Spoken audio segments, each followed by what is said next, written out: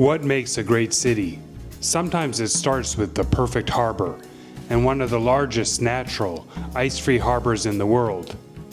Hidden along the edge of the North Atlantic, it was here that the British, following their rise to power in the region, chose to build a new stronghold, a city that would become a gateway to an empire. Founded in 1749, Halifax grew into one of the most important ports in North America, shaped by war, trade, and its deep connection to the sea. Today it's home to over 400,000 people, a vibrant coastal city on Canada's eastern edge.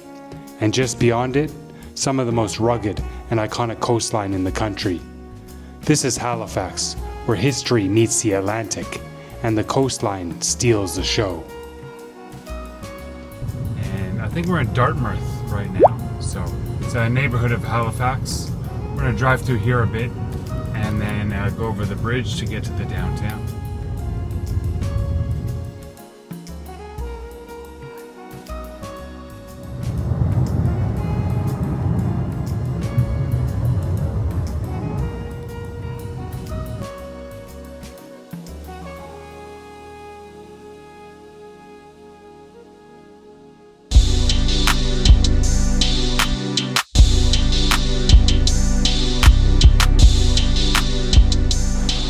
What will we see?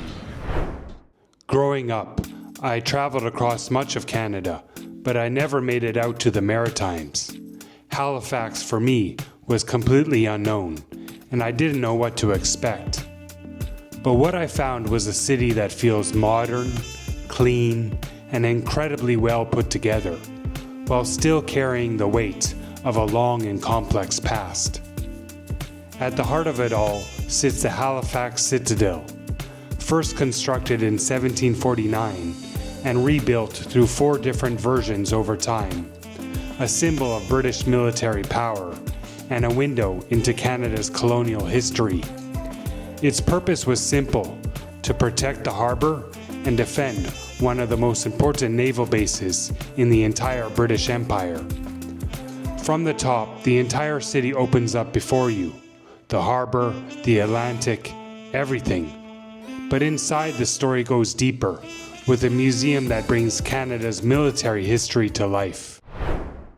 From the Citadel, the city pulls you downhill towards the harbor. This is where Halifax comes alive. Shops, restaurants, open boardwalks. It's the kind of place you just walk and let the city unfold around you. And then there's Pier 21. Between 1928 and 1971, over 1 million immigrants passed through this terminal. For many, it was their first step into a completely new life. Inside, those stories are still preserved. Different groups of people arriving, cultures blending, and over time reshaping the identity and demographics of the country itself. And here's what Canada looked like at Confederation in 1867. It was overwhelmingly British and French, together making up over 90% of the population.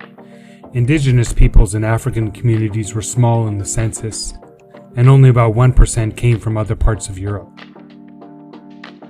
And then, after World War II, Canada was still mostly British and French, but now you start to see a broader mix: Germans, Italians, Ukrainians, Poles, and other Europeans arriving in bigger numbers. Indigenous, African, and Asian communities were still small at this time, but the demographic shift was beginning.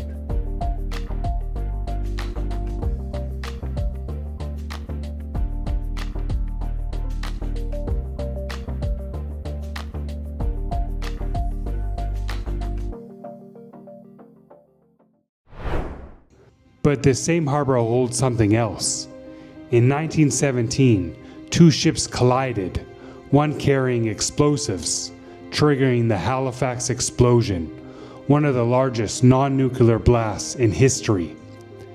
It devastated the city, nearly 2,000 people killed in an instant, and even now, that moment still echoes here. Halifax is a place where history doesn't feel distant.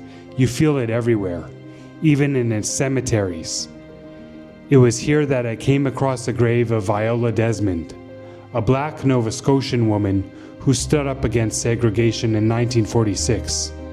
Today she appears on Canada's $10 bill, an honor that reflects both her role in civil rights, but also the broader shifts in how the country chose to recognize its history.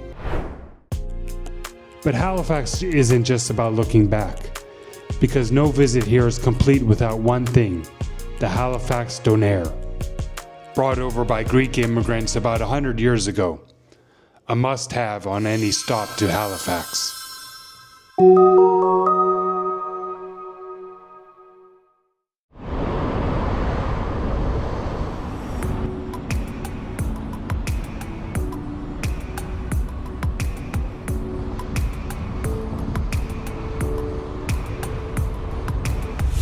The drive from downtown Halifax to Peggy's Cove takes just under an hour. And while the destination is always the goal, the journey there is magnificent, especially in the golden light of late afternoon. Peggy's Cove is home to around 50 people, but welcomes up to 700,000 visitors each year. And it's easy to see why. The lighthouse, built in 1915, has become one of the most iconic sites in all of Canada. A special place surrounded by incredible coastal scenery.